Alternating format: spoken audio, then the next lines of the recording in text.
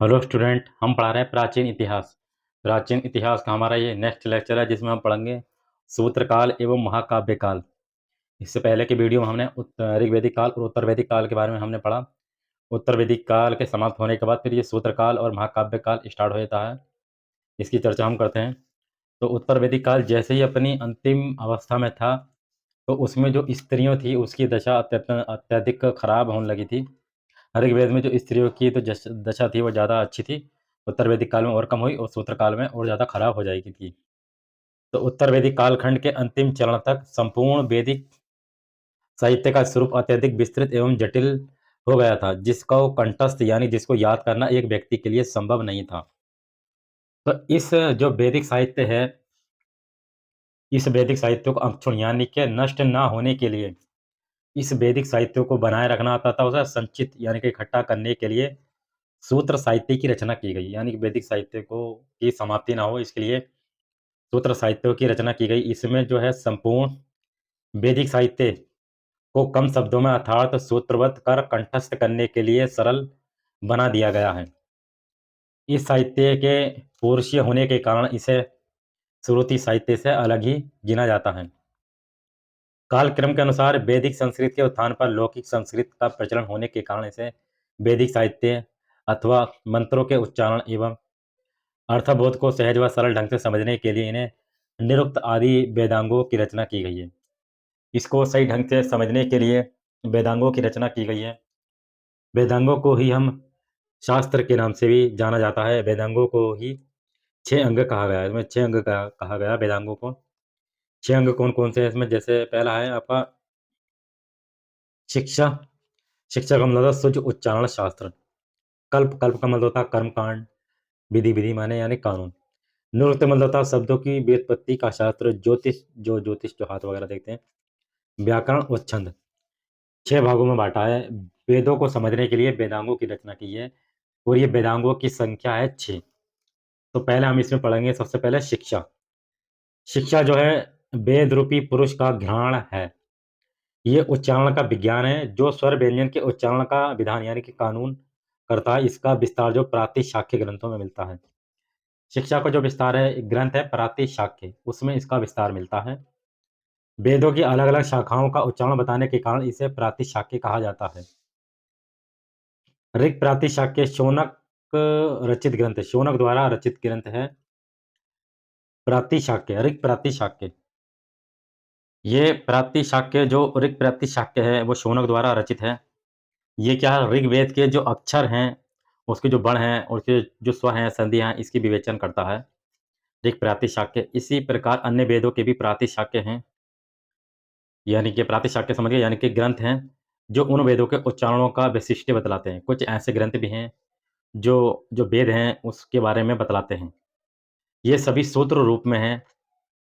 शिक्षा का उच्चारण, वर्ण उच्चारण की शिक्षा देना, वर्ण का उच्चारण करना, किस स्थान से किया जाता है, उसमें क्या प्रयत्न करना पड़ता है, वर्ण कितने हैं, वर्ण विभाजन कितने हैं, उच्चारण स्थान कितना है, प्रयत्न, शरीर वायु किस प्रकार वर्ण रूप में परिवर्तित होती है, इस प्रकार की चर्चा सूत्र रूप में की गई है। तो ये तो था आपका शिक्षा के बारे में। अब हम देख लेते हैं कल्प। कल्प जो है ये मुख्यतः वैदिक कर्मकांड का प्रतिपादन करने वाला वेदांग है।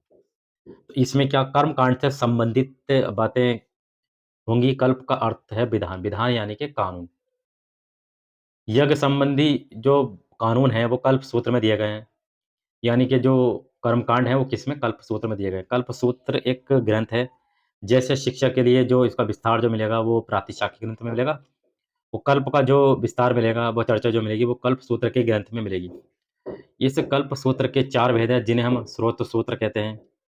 गृह सूत्र यानी कि गृहस्थ जीवन जीना, धर्म सूत्र धर्म के बारे में बताना, शुल्ब सूत्र कहते हैं। ये चारों विभिन्न वेदों के लिए पृथक पृथक है यानी कि अलग अलग हैं। स्रोत सूत्र में स्रोत यज्ञों का विधान यानी कानून के बारे में बताया गया। जैसे हम बात करें दर्श पूर्णमास, अग्निहोत्र, चातुर्मास्य, वाजपेय, अतिरात्र, पितृमेघ इत्यादि, इसका वर्णन स्रोत सूत्र में किया गया है। इस समय अश्वलायन, शंखायन, ऋग्वेद की शाखा शंखायन, कात्यायन, शुक्ल यजुर्वेद की है, जैमिनी सामवेद की है, वेतान अथर्ववेद का है, इत्यादि क्या स्रोत सूत्र उपलब्ध हैं। गृह सूत्र में होने वाले संस्कारों तथा गृह त्यागों का वर्णन करते हैं, जैसे उपनयन संस्कार, विवाह आदि का वर्णन किया गया है गृह सूत्र में। सभी वेदों से संबंध लगभग 20 गृह सूत्र प्राप्त हैं। कितने प्राप्त हैं? 20 गृह सूत्र प्राप्त हैं। धर्म सूत्रों में धर्म से संबंधित है, मानव धर्म, समाज धर्म, राजधर्म तथा पुरुष अर्थों का वर्णन है इसमें। इस प्रकार 6 धर्म सूत्र हमें मिलते हैं। धर्म सूत्र हो गए 6, 20 हो गए गृह सूत्र, ठीक है नहीं? मिलते हैं, जिसमें गौतम है, आपस्तम्ब है, वशिष्ठ है, बोधायन है, हिरण्यकेशी और विष्णुधर्म, ये धर्म सूत्र से संबंधित हैं। कुछ हम देख लेते हैं, जैसे क्या आप ये जानते हैं, जैसे जो ब्रह्म सूत्र है, ब्रह्म सूत्र वेदांत दर्शन का आधारभूत ग्रंथ है। इसके रचिता कौन है? बादरायण है। तो ब्रह्म सूत्र के रचिता कौन हो गए? बादरायण हो गए। इसे हम वेदांत सूत्र, उत्तर मीमांसा सूत्र, शारीरिक सूत्र और भिक्षु सूत्र आदि के नाम से जानते हैं हम इसको। जो आपका बादरायण है, बादरायण ने क्या लिखा? ब्रह्म सूत्र लिखा। इस ब्रह्म सूत्र को हम वेदांत सूत्र, उत्तर मीमांसा सूत्र, शारीरिक सूत्र और भिक्षु सूत्र इन नामों से भी जानते हैं हम। वेदांत के 3 प्रमुख स्तंभ माने जाते हैं, वो उनके नाम है श्री उपनिषद। उपनिषद का मतलब समझ गए आप? गुरु के पास बैठकर ज्ञान प्राप्त करना। श्रीमद् भागवत गीता और ब्रह्म सूत्र। ब्रह्म सूत्र के रचयिता कौन थे? बादरायण, जो अभी हमने देखा। इन तीनों को हम क्या बोलते हैं? प्रस्थान त्रयी कहते हैं हम इसको। इन तीनों को हम बोलते हैं प्रस्थान त्रयी। क्वेश्चन भी पूछा गया है टीजीटी में। इसमें उपनिषदों को श्रुति प्रस्थान, जो आपके उपनिषद हैं उनको हम बोले हैं श्रुति प्रस्थान, और जो गीता है उसको हम बोलते हैं स्मृति प्रस्थान, और जो ब्रह्मा सूत्र है उसको हम बोलते हैं न्याय प्रस्थान कहते हैं। ब्रह्मा सूत्र को न्याय प्रस्थान कहने का अर्थ यह है कि यह वेदांत को पूर्ण ढंग से प्रस्तुत करता है, ब्रह्म सूत्र। ठीक है, इसके जो रचिता वो कौन है? बादरायण। धर्म सूत्र में 6 धर्म सूत्र मिलते हैं, जो मैंने आपको बताया, गौतम, आपस्तम्ब, वशिष्ठ, बोधायन, और ये आपके 4 हो गए, और 2 ये हैं आपके हिरण्यकेशी और विष्णु धर्म सूत्र। ये धर्म सूत्र ही, तो ये धर्म सूत्र किससे संबंधित रहा? राजनीति और विधि और व्यवहार से संबंधित है ये। परवर्ती स्मृतियों के आधार ग्रंथ हैं। शुल्ब का अर्थ है मापने का सूत्र या धागा। इन सूत्रों में यज्ञ वेदिका के निर्माण आदि का वर्णन रेखा गणित, ज्यामितीय की सहायता से किया जाता है। ये वेद पुरुष के हाथ हैं। यानी कि शुल्ब सूत्र जो है वो गणित से संबंधित है। तो ये तो आपके हुई कल्प के बारे में चर्चा। अब तीसरा है आपका व्याकरण। व्याकरण के बारे में चर्चा। इसे वेदों का मुख कहा गया है। इस शास्त्र में प्रकृति और प्रत्यय के रूप में विभाजन करके पदों की व्युत्पत्ति बतलाई जाती है। व्याकरण की बहुत लंबी परंपरा इंद्र आदि व्याकरणों से चली, किंतु उस परंपरा के अवशेष यत्र तत्र उद्धरणों में ही पाए जाते हैं। प्रथम उपलब्ध व्याकरण ग्रंथों के प्रणेता कौन है? पाणिनि ही है। पाणिनि ने अष्टाध्यायी के रूप में, पहले तो पाणिनि जो है वो अष्टाध्यायी की रचना की, और इसी अष्टाध्यायी के रूप में इन्होंने वैदिक और लौकिक संस्कृत दोनों भाषाओं का व्याकरण लिखा है पाणिनि ने। व्याकरण से वेदों की रक्षा होती है तथा वही पर पदश्रुति का विचार करता है। संप्रति पाणिनि की अष्टाध्यायी ही व्याकरण का प्रतिनिधि ग्रंथ है। तो ये व्याकरण के बारे में चर्चा हुई। अब निरुक्त के बारे में हम देख लेते हैं। निरुक्त, इसका संबंध शब्दों की व्युत्पत्ति का शास्त्र या व्याकरण से है। वैदिक साहित्य का अर्थ व्यवस्थित रूप से समझाना ही निरुक्त का प्रयोजन है। इस समय यास्क द्वारा रचित, यास्क ने एक लिखिए ग्रंथ है निरुक्त, एकमात्र उपलब्ध निरुक्त है। क्वेश्चन भी पूछा गया गवर्नमेंट इंटर कॉलेज सन 2017 में। वैदिक शब्दों का संग्रह निघंटु 5 अध्याय के रूप में प्राप्त होता है। उसी की व्याख्या यास्क ने निरुक्त के 14 अध्यायों में की थी। यास्क का काल 800 ईसा पूर्व के आसपास माना जाता है। यास्क द्वारा निरुक्त जो है वेद अर्थ ज्ञान की कुंजी है। इसे वेद रूपी पुरुष का स्रोत यानी कान कहा जाता है, सुनने वाला। अब अगला आता है आपका ज्योतिष। ज्योतिष में क्या है आपका? ज्योतिष वेद पुरुष का नेत्र यानी कि आँख है। ये काल शुभ मुहूर्त का निर्धारण करने वाला वेदांग है। जो ज्योतिष देखते हैं ना, हाथ में देख के कुंडली बताते हैं कि आपका ये शुभ मुहूर्त है, ठीक? वैदिक यज्ञ काल की अपेक्षा रखते हैं और वे किसी निश्चित काल में ही संपादित होते हैं। तभी उनका फल मिलता है। इसका निश्चित ज्योतिष ही करता है। यानी कि ज्योतिष ही आपको सही टाइम पीरियड देकर डेट फिक्स करेगा ज्योतिष, और उसके टाइम पीरियड पे करेंगे तो उसका एक अच्छा फल भी मिलेगा। काल का विभाजन, मुहूर्त का निश्चय, ग्रहों नक्षत्रों की गति का निर्धारण इत्यादि ज्योतिष के ही विषय हैं। लगदाचार्य ने इन कार्यों के लिए वेदांग ज्योतिष नामक ग्रंथ लिखा है। तो ज्योतिष से किसने लिखा है? वेदांग ने। लगदाचार्य ने ज्योतिष नामक ग्रंथ लिखा है। अब हम पढ़ते हैं छंद के बारे में। छंद जो है वेद पुरुष के पैर हैं। ये पदबद्ध वेद मंत्रों के सही सही उच्चारण के लिए उपयोगी वेदांग हैं। इनसे वैदिक मंत्रों के चरणों का ज्ञान होता है। इसका ज्ञान वैदिक मंत्रों के उच्चारण के लिए आवश्यक है। इससे छंद शास्त्र का महत्व सिद्ध होता है। वेदों में 7 मुख्य प्रयुक्त छंद प्रयुक्त हैं। गायत्री 8 अक्षरों के 3 चरण, ठीक। अनुष्ठाप 8 अक्षरों के 4 चरण। त्रिष्टुप 11 अक्षरों के 4 चरण। बृहति, जगति, पंक्ति, उष्णीत, छंदा शास्त्र जानने से वैदिक मंत्र के चरणों की व्यवस्था समझी जा सकती है तथा मंत्र पाठ के समय उचित विराम आदि का प्रयोग हो सकता है। ये छंद की बात होगी। और छंद के बारे में और भी बातें दी गई हैं, उसके बारे में हम देख लेते हैं। जैसे वेदों और वेदांगों के सम्यक ज्ञान के लिए कालांतर में परिशिष्ट ग्रंथ भी लिखे गए हैं। इन ग्रंथों को अनुक्रमणी कहते हैं। इनमें देवता, ऋषि, छंद, सूत्र इत्यादि की गणना हुई है। सभी वेदों की अलग अलग अनुक्रमणियां हैं। इन्हीं 6 अंगों को सम्मिलित रूप से वेदांग कहा गया है, जिसका उद्देश्य जो है वैदिक साहित्य का संरक्षण करना है, उनकी व्याख्या तथा उसे व्यवहारिक प्रयोग के लिए उपयोगी बनाना है। कालांतर में वेदांग को और सुगम बनाने के लिए भाषा ग्रंथों की रचना की गई है, जिसे सूत्र ग्रंथ कहते हैं। हिंदू जीवन के समस्त कर्म, क्रिया, संस्कृति, अनुष्ठान आदि समझने के लिए एकमात्र अवलंब ये सूत्र ही हैं। सूत्र ग्रंथों में यास्क द्वारा जो है निरुक्त और पाणिनि की जो अष्टाध्यायी है सुप्रसिद्ध है। अष्टाध्यायी जहाँ वैदिक उत्तर संस्कृत साहित्य की सबसे प्राचीन रचना, वही निरुक्त जो क्लासिकल संस्कृत गद्य का सबसे प्राचीन ग्रंथ है। तो पाणिनि के जो द्वारा लिखी हुई है अष्टाध्यायी, उससे वैदिक उत्तर साहित्य के बारे में जानकारी मिलती है, और निरुक्त के जो क्लासिकल संस्कृत गद्य के बारे में जानकारी मिलती है। कुछ अन्य सूत्र ग्रंथ हैं, जैसे कल्प सूत्र अत्यंत महत्वपूर्ण है। ये मुख्यतः 4 भागों में बटा हुआ कल्प सूत्र हमने देखा। स्रोत सूत्र, गृह सूत्र, धर्म सूत्र, शुल्प सूत्र में विभक्त किया गया है। गौतम, बोधायन, वशिष्ठ, आपस्तम्ब आदि इस काल के प्रमुख सूत्रकार थे। अब सूत्रकालीन सभ्यता के बारे में हम देख लेते हैं। सूत्रकालीन जो सभ्यता है, सिविलाइजेशन ऑफ सूत्र पीरियड,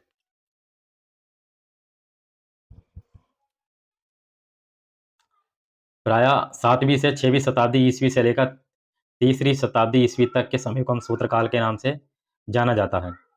इस काल के विभिन्न सूत्र ग्रंथों में स्रोत सूत्र, इसको 4 भागों में बांटा गया, जो हमने देख लिया। रूप से पूर्ण रूप से कर्मकांडीय होने के कारण ऐतिहासिक दृष्टि से महत्वपूर्ण नहीं है, किंतु गृह सूत्र और धर्म सूत्र, गृह यानी कि गृहस्थ जीवन, धर्म सूत्र यानी कि धर्म से संबंधित, का गृहस्थ तथा सामाजिक जीवन से संबंध होने के कारण ऐतिहासिक दृष्टि से सर्वाधिक महत्वपूर्ण है। गृहस्थ सूत्र में गृहस्थ जीवन के नियमों का उल्लेख विस्तृत रूप में मिलता है, जबकि धर्म सूत्र में ये नियम संक्षिप्त रूप में तथा धर्म का उल्लेख विशेष रूप से प्राप्त होता है। सूत्र ग्रंथों में गौतम धर्म सूत्र को सबसे प्राचीन माना गया है। इस काल के सामाजिक आर्थिक, राजनीतिक दशा का ज्ञान हमें सूत्र ग्रंथों से हमें प्राप्त होता है। अब सूत्र काल के हम सामाजिक जीवन के बारे में हम देख लेते हैं, सोशल लाइफ इनकी क्या थी। इस काल के समाज में परिवार संयुक्त होते थे, यानी कि इकट्ठा होते थे, तथा गृह का सबसे बड़ा जो होता था स्वामी, सबसे वरिष्ठ विवाहित सदस्य होता था, यानी कि शादीशुदा। परिवार में पुत्रियों की तुलना में पुत्र को अधिक महत्व दिया गया है, तो जो पुत्रियों का महत्व बहुत कम हो गया था। इस काल तक आते-आते वर्णों का पारस्परिक विभेद काफ़ी बढ़ गया था तथा वर्ण कठोर होकर जातियों में परिवर्तित हो गए थे, जिनका आधार जो है वो कर्म न होकर जन्म हो गया। प्रथम 3 वर्णों जैसे ब्राह्मण, क्षत्रिय, वैश्य को सम्मिलित रूप से द्विज की संज्ञा दी गई, तो इन्हें द्विज कहा गया, ब्राह्मण, क्षत्रिय, वैश्य और द्विज। और तथा शूद्र को इनसे अलग रखा गया है, यानी कि शूद्र जी इनसे अलग रखा गया है, अब ये क्या करेंगे, इनकी सहायता करेंगे। द्विजों में ब्राह्मण की सामाजिक प्रतिष्ठा सर्वाधिक थी, ये विभिन्न प्रकार के करों एवं दंडों से मुक्त थे, यानी कि न कोई टैक्स वगैरह, न कोई दंड, इनसे ये बिल्कुल मुक्त थे, कौन, ब्राह्मण। प्रशासन में जो पुरोहितों का प्रभाव था अत्यधिक बढ़ गया, तो हमने देखा जो पुरोहित जो थे ऋग्वेद, यजुर्वेद, सामवेद, इसके अलग-अलग पुरोहित हुआ करते थे। कतिपय सूत्र ग्रंथों में उन्हें राजा से ऊपर बताया गया है।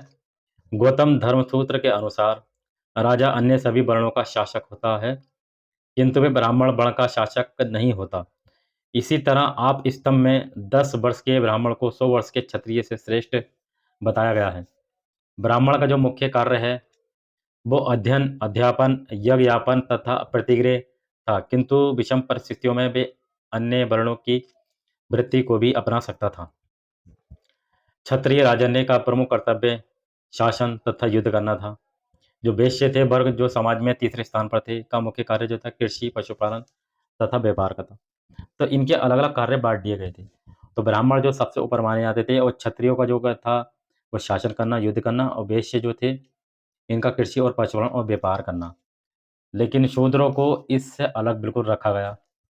शूद्रों की जो सामाजिक स्थिति है, अधिकार विहीन, अत्यंत निम्न कोटि की थी, कोई अधिकार नहीं था। उन्हें अध्ययन, यज्ञ, मंत्र के उच्चारण आदि अधिकारों से वंचित कर दिया गया। उनका एकमात्र कार्य दूसरों की सेवा द्वारा अपना निर्वाह करना था। ये इनकी सेवा करेंगे और अपना जीवन यापन करेंगे। पाणिनि ने 2 प्रकार के शूद्रों का उल्लेख किया है। निर्वसित, नगर के बाहर रहने वाले शूद्र, अनि अनिर्वसित, नगर की सीमा में रहने वाले शूद्र। इनमें प्रथम अस्पृश्य माने जाते हैं। इस प्रकार अस्पृश्य का उदय इस कालखंड की देन है। तो इसी काल में अस्पृश्यता का उदय हुआ, यानी कि छुआछूत। और जो चांडाल लोग जो थे, वो अस्पृश्य माने जाते थे। इनकी उत्पत्ति जो है प्रतिलोम विवाह, यानी यदि कोई ब्राह्मण कन्या है और शूद्र पिता है, तो उनका जो संतान होगी वो क्या मानी जाएगी, चांडाल, यानी अस्पृश्य मानी जाएगी। ये नगर के बाहर निवास करते थे ये लोग, प्रतिलोम विवाह वाले। समाज में 4 वर्णों के अलावा विभिन्न जातियाँ थीं, जैसे उग्र निषाद, अम्बवष्ट, रतकार, मागध, विदेह का उद्भव अनुलोम तथा प्रतिलोम विवाह के फलस्वरूप हुआ। इस समय अंतर्वर्ण विवाह तथा खान-पान स्पष्टता प्रतिबंधित कर दिया गया। विभिन्न वर्णों के कर्तव्यों का स्पष्ट रूप से निर्धारण कर दिया गया। इन कर्तव्यों के पालन एवं नियमित जीवन के लिए आश्रम व्यवस्था का विधान प्रस्तुत किया गया। तो हम व्यवस्था पढ़ेंगे, 4 प्रकार की व्यवस्थाएँ हैं, जैसे ब्रह्म आश्रम, गृहस्थ आश्रम, वानप्रस्थ आश्रम, संन्यास आश्रम। यानी कि पुरुष की उम्र 100 साल मान के उसको 25-25 साल में बाँटा गया है। तो पहले आश्रम व्यवस्था में हम देख लेते हैं, आश्रम व्यवस्था में क्या है। आश्रम शब्द जो है वो उपसर्ग व श्रम धातु से मिलकर बना है, जिसका अर्थ होता है उचित रीति से श्रम या तप उत्पन्न किया जाना। इस व्यवस्था की अवधारणा उपनिषद काल में की गई थी, किंतु प्रतिष्ठापन सूत्र काल में हुआ। फिर आश्रम व्यवस्था की स्थापना उपनिषद काल में हो गई थी, लेकिन इसको जो मान्यता दी गई, वो सूत्र काल में हुआ। छांदोग्य उपनिषद के अनुसार प्रारंभ में 3 आश्रम प्रचलित थे। सर्वप्रथम चारों आश्रमों का उल्लेख हमें याज्ञवल्क्योपनिषद में प्राप्त होता है। आश्रम व्यवस्था के मनोवैज्ञानिक एवं नैतिक आधार पुरुषार्थ हैं, जो आश्रमों के माध्यम से व्यक्ति को समाज के संबंध में उसकी व्यवस्था तथा संचालन में सहायता प्रदान करते हैं। पुरुषार्थ कौन हो गए? पुरुषार्थ जो हैं वो आश्रम के माध्यम से व्यक्ति को समाज के साथ संबंध कर उसकी व्यवस्था तथा संचालन में सहायता प्रदान करते हैं। एक ओर जहाँ मनुष्य आश्रमों के माध्यम से जीवन में पुरुष अर्थों के उपयोग का मनोवैज्ञानिक प्रशिक्षण प्राप्त करता है, तो वहीं दूसरी ओर व्यवहार में वे समाज के प्रति उनके अनुसार जीवन यापन करता हुआ अपने कर्तव्यों को पूरा करता है। सामान्यतः मनुष्य की आयु को 100 वर्ष मानकर 25-25 के अनुपात से 4 सोपानों में विभक्त किया गया है, जो निम्नलिखित है, जैसे ब्रह्मचर्य, गृहस्थ, वानप्रस्थ तथा संन्यास। चारों आश्रमों का विधान केवल द्विजों, यानी कि ब्राह्मण, क्षत्रिय, वैश्य के लिए था। शूद्र तथा स्त्रियों के लिए केवल गृहस्थ आश्रम का ही कानून था। यानी कि ये 4 आश्रम हैं, ब्रह्मचर्य, गृहस्थ, वानप्रस्थ और संन्यास। ये सिर्फ ब्राह्मण, क्षत्रिय और वैश्य और शूद्र को ही था। वो ब्राह्मण, क्षत्रिय, वैश्य को ही था, और शूद्र जो स्त्रियाँ थीं, उन्हें सिर्फ गृहस्थ आश्रम, यानी घर गृहस्थी का आश्रम, बस यही दिया गया, बाकी से इन्हें वंचित किया गया है, इन्हें, शूद्रों को। अब हम एक-एक करके आश्रम देख लेते हैं। पहले ब्रह्म आश्रम। ये जो ब्रह्म आश्रम जो था, प्रथम आश्रम था। ब्रह्म का मतलब होता है भारतीय मनुष्यों में ज्ञान, सादगी व शुद्धि से ज्ञापित किया गया। ये ब्रह्म आश्रम में व्यक्ति सरल व शुद्ध जीवन का निर्वाह करते हुए अपनी शारीरिक व बौद्धिक क्षमताओं का विकास एवं ज्ञान की प्राप्ति करता था ब्रह्म आश्रम में। इसका शुभारंभ जो उपनयन संस्कार से होता था, यानी कि पूजा-पाठ वगैरह जो होती थी उससे। इसके बाद जो बालक गुरुकुल में निवास का अध्ययन करता था, उपनयन संस्कार की आयु जो है, ब्राह्मण के लिए 8 साल, क्षत्रिय के लिए 11 साल, वैश्य के लिए 12 साल निर्धारित की गई थी और शूद्रों के लिए उपनयन संस्कार का अलग से कोई कानून नहीं था, ठीक? यानी कि अध्ययन करने के लिए यदि आप जाएँगे तो आपकी ये उम्र होगी, लेकिन शूद्रों के लिए कोई उम्र का अ, निर्धारण नहीं किया गया था। प्रत्येक वर्ण के ब्रह्मचारी के लिए अलग-अलग मेखला निर्धारित थी, जैसे ब्राह्मण ब्रह्मचारी के लिए मूंज की, क्षत्रिय के लिए लोखंड से युक्त मूंज की तथा वैश्य वर्ग ऊन की मेखला धारण करते थे। ब्रह्मचारी 2 प्रकार के होते थे। तो ब्रह्मचारी जो है वो मूंज की और क्षत्रिय जो हैं वो लोहे की और वैश्य जो है वो ऊन की मेखला धारण करते थे अपने ऊपर। तो ब्रह्मचारी को 2 भागों में बाँटा गया है। नंबर 1 उपकुणवाक, ऐसे ब्रह्मचारी जो विद्या का अध्ययन समाप्त करने के बाद अपनी सामर्थ्य के अनुसार गुरु को दक्षिणा देते थे और उनकी आज्ञा लेकर गृहस्थ जीवन में प्रवेश करते थे। ये ऐसे ब्रह्मचारी थे। नैष्ठिक कौन थे? नैष्ठिक वो थे, ये ब्रह्मचारी जीवन पर्यंत गुरु के पास रहकर अध्ययन प्राप्त करते थे और इन्हें हम क्या कहते थे? अंतेवासी कहते थे। ये वो लोग होते थे गुरु के पास हमेशा बैठे रहते थे। अध्ययन समाप्ति के बाद ब्रह्मचारी स्नान करता था, जो अध्ययन के समापन का सूचक है। इसके बाद उसे स्नातक की उपाधि मिलती थी। ब्रह्मचार्य आश्रम से गृहस्थ आश्रम में प्रवेश करते समय समावर्तन नामक संस्कार संपन्न किया जाता था। ब्रह्मचर्य आश्रम का सबसे प्राचीन उल्लेख अथर्ववेद में मिलता है। तो ये तो हो गई आपकी ब्रह्मचर्य आश्रम व्यवस्था। अब हम पढ़ते हैं गृहस्थ आश्रम जो गृह में प्रवेश करेगा। विद्या अध्ययन लेने के बाद ब्रह्म आश्रम के पश्चात मनुष्य गृहस्थ आश्रम में प्रवेश करता है, जिसकी अवधि 25 से 50 वर्ष निर्धारित की गई है। 25-25 साल में इसको बाँटा गया है, इसको टाइम पीरियड के हिसाब से। इसी आश्रम में रहकर मनुष्य त्रिवर्ग जो है, धर्म, अर्थ एवं काम का एक साथ उपयोग करते हुए मोक्ष की प्राप्ति के योग्य बनेगा। तो त्रिवर्ग के रूप में इसको बाँटा गया, इसमें धर्म हो गया, अर्थ हो गया, काम हो गया, इसको एक साथ उपयोग करके और मोक्ष की प्राप्ति कर सकेगा इसमें। इस आश्रम में ही मनुष्य को विभिन्न संस्कारों का अनुष्ठान करना होता था, जैसे विवाह के साथ मनुष्य गृहस्थ आश्रम में पदार्पण करता था। इसके बाद अन्य संस्कारों तथा पंचमहायज्ञ, हरवी यज्ञ तथा सोमयज्ञ आदि संपन्न करता था। इनमें पंचमहायज्ञ महत्वपूर्ण है, जिसे बॉक्स में दिया गया है। इसी आश्रम में 3 ऋण में मुक्ति प्राप्त होती थी। 3 ऋण के क्या हुआ, जैसे हमारा पहला हमने पढ़ा देव ऋण। देव ऋण में क्या था? देवी-देवताओं के प्रति हमारा कर्तव्य जिसे याज्ञादि द्वारा पूर्ण किया जाता था, यज्ञ के द्वारा। ये ऋण जो है मनुष्य को सृष्टि से जोड़ता है। अतः मनुष्य को समस्त प्राणियों को भोजन देकर देव स्तुति करके सृष्टि की निरंतरता में योगदान देना चाहिए। ऋषि ऋण का क्या मतलब है? ऋषि ऋण से मतलब है ऋषि ऋण जो परंपरा से प्राप्त ज्ञान से हमें उत्तराधिकारी है, अतः हमें उस ज्ञान तथा परंपरा का संवर्धन करके हम ऋषि ऋण से मुक्त हो सकते हैं। ये ऋषि ऋण के बारे में चर्चा हो गई।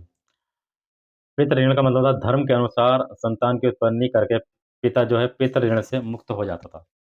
यानी कि संतान की यदि प्राप्ति हो गई तो वो पितृ ऋण से मुक्त हो गया, ठीक है? वो कोई ज्ञान की प्राप्ति हो गई तो वो ऋषि ऋण से मुक्त हो गया और देवी-देवताओं की प्राप्ति हो गई तो वो देव ऋण से मुक्त हो गया। अब हम देखते हैं पंच महायज्ञ। गृहस्थ आश्रम में रहते हुए मनुष्य को पंच महायज्ञों का अनुष्ठान करना होता था, जो लौकिक तथा पारलौकिक सुख एवं शांति के लिए अनिवार्य था। इनका विवरण बॉक्स में दिया गया पंच महायज्ञ। अभी हम आगे देखेंगे, पहले हम ये देख लेते हैं थोड़ा। तो हमने पहले ब्रह्मचर्य आश्रम देखा, फिर उसके बाद हम गृहस्थ आश्रम देखा। अब 25 साल के बाद यानी कि 50 से लेकर 75 साल के बाद हम पढ़ेंगे अब वानप्रस्थ आश्रम। वानप्रस्थ आश्रम में क्या है? वानप्रस्थ आश्रम का शाब्दिक अर्थ है वन को प्रस्थान, अर्थात जीवन व मोह-माया त्याग कर व्यक्ति की ओर गमन होना, यानी कि घर सब छोड़-छाड़ कर 50 से 75 साल की आयु में व्यक्ति कहाँ रहेगा? वन में रहेगा। गृहस्थ आश्रम के कर्तव्यों को भली-भांति पूरा करने के बाद मनुष्य वानप्रस्थ आश्रम में प्रवेश करता था।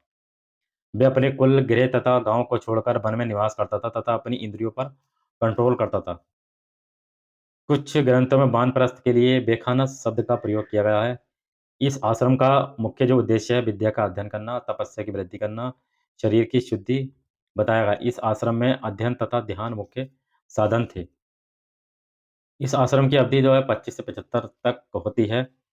शास्त्र विधि से इसके नियमों का पालन करते हुए यदि व्यक्ति की मृत्यु हो जाती है, तभी वह मोक्ष को प्राप्त कर लेता है। यानी कि 50 से 75 के बीच में यदि मृत्यु हो जाती है, तभी वह मोक्ष को प्राप्त कर लेता है। अब एक लास्ट आश्रम और बता आपका संन्यास आश्रम। संन्यास आश्रम और देख लेते हैं, जो 75 से लेके 100 साल तक रहेगा आपका। मनुष्य सफलतापूर्वक वानप्रस्थ आश्रम को पार कर अंतिम अवस्था जो है संन्यास में प्रवेश करता था, यानी कि संन्यास लेता था। उल्लूक भट्ट तथा विज्ञानेश्वर जैसे टीकाकारों ने ये कानून प्रस्तुत किया कि मनुष्य जो है गृहस्थ आश्रम से सीधे संन्यास आश्रम में प्रवेश कर सकता है। प्राचीन ग्रंथों में सन्यासी के लिए परिव्राजक, यति, भिक्षु आदि शब्दों का प्रयोग होता है। इस आश्रम का मूल लक्ष्य जो था परम पाद अर्थात मोक्ष को प्राप्त करना था। इस आश्रम की अवधि 75 से 100 साल निर्धारित की गई थी। ये संन्यास आश्रम की अवधि थी। ठीक है? अब एक पंचमहायज्ञ देख लेते हैं। एक दृष्टि से पंचमहायज्ञ के बारे में क्या चर्चा दी गई है, पंचमहायज्ञ के बारे में हम देख लेते हैं। तो पहले जो इसमें दिया गया है, आपका है ब्रह्मा यज्ञ। ब्रह्मा यज्ञ। ब्रह्मा यज्ञ में क्या है? ब्रह्मा यज्ञ में दिया गया है, इसमें वेदों का अध्ययन करना है। इसमें वेदों का अध्ययन किया जाता है तथा यज्ञ के माध्यम से प्राचीन विद्वान ऋषियों की अपनी कृतज्ञता ज्ञापित की जाती है, ब्रह्म यज्ञ में। अगला जो यज्ञ है आपका पितृयज्ञ। पितृयज्ञ में क्या था? पितृयज्ञ में जो था, जो मृत पितरों की आत्मा जो थी, जो मर गए थे लोग, उनकी आत्मा की शांति हेतु किया किया जाता था, जिनमें पितरों का श्राद्ध, तर्पण, जल और भोजन द्वारा किया जाता था। पितृयज्ञ यानी कि जो मर गए उनकी आत्मा को शांति के देने के लिए पितृयज्ञ किया जाता था। अगला है आपका देवयज्ञ। देवयज्ञ में क्या था? इसमें देवताओं का पूजन होता था, बलि, घृत, अग्नि, हवन आदि के द्वारा किया जाता था। देवताओं की पूजा होती थी और देवताओं की पूजा जो है या कोई बलि देकर की जाती थी या घी डालकर या हवन कुंड करके इनकी पूजा की जाती थी। इसमें भूत यज्ञ में इसमें समस्त प्राणियों की बलि दी जाती थी। बलि भाग को अग्नि में न डालकर चारों दिशाओं में रख दिया जाता था ताकि सभी प्राणी उसे ग्रहण कर सकें। तो इसमें भूतों की बलि दी जाती थी। मनुष्य यज्ञ में क्या होता था? मनुष्य यज्ञ की यदि बात करें, मनुष्य यज्ञ में इसमें निरय यज्ञ या अतिथि यज्ञ की संज्ञा प्रदान की गई है। इसमें मुख्यतः अतिथियों का सत्कार किया जाता था। अथर्ववेद में उल्लेख मिलता है कि अतिथि न केवल गृहस्थ के यहाँ भोजन करता है, बल्कि अपितु उनके पापों का भी भक्षण करता है, मनुष्य जो। बोधायन धर्म सूत्र के अनुसार जो अतिथि चाहे प्रिय हो या प्रिय हो, उनका आदर सत्कार करने वाला व्यक्ति स्वर्गलोक का भागी होगा। ये मनुष्य यज्ञ में चर्चा की गई है। तो हमने सूत्र काल में हमने देखा किस तरीके से उत्तर वैदिक काल को अ, अक्षुण्ण यानी कि नष्ट होने से बचाने के लिए सूत्र काल की रचना की गई है और उसको बहुत छोटे से शब्दों में समेट कर रखा गया और इसको समझने के लिए 6 वेदांगों की रचना की गई है और इसमें आश्रम व्यवस्था की भी रचना की गई है। अब अगले वीडियो में हम पुरुष शास्त्र के बारे में चर्चा करेंगे और कुछ जो विवाह हैं, कुछ संस्कार हैं, उसके बारे में हम चर्चा करेंगे। तो हम नेक्स्ट वीडियो में देखेंगे। कुछ इसमें जैसे क्वेश्चन पूछ लिया जाता, यदि कोई क्वेश्चन इसमें पूछा जाएगा तो क्वेश्चन इस तरीके से यदि पूछा जा सकता है, जैसे मैं आपको बताऊँ, जैसे ये है इसमें, जैसे सूत्र ग्रंथ स्रोत सूत्र का मुख्य विषय क्या था? तो यज्ञ से संबंधित था। गृहस्थ जीवन यदि जीना है तो वो गृह सूत्र में दी गई। धर्म सूत्र का मतलब था क्या था? राजनीति में। और इसमें हम देख रहे हैं संपूर्ण जो वैदिक साहित्य को संचित तथा सरल बनाने के लिए कितने अंगों की रचना की गई है? तो 6 अंगों की। शिक्षा, कल्प, निरुक्त, व्याकरण, छंद तथा ज्योतिष को हम सम्मिलित रूप से क्या बोलते हैं? वेदांग बोलते हैं। अंतःकरण चतुष्टय में किसे सम्मिलित किया गया? तो मन, बुद्धि, चित्त और अहंकार को सम्मिलित किया गया। तो ये सूत्र काल के बारे में कुछ चर्चा थी। अब हम नेक्स्ट लेक्चर नेक्स्ट वीडियो में पढ़ेंगे। तब तक के लिए थैंक्स।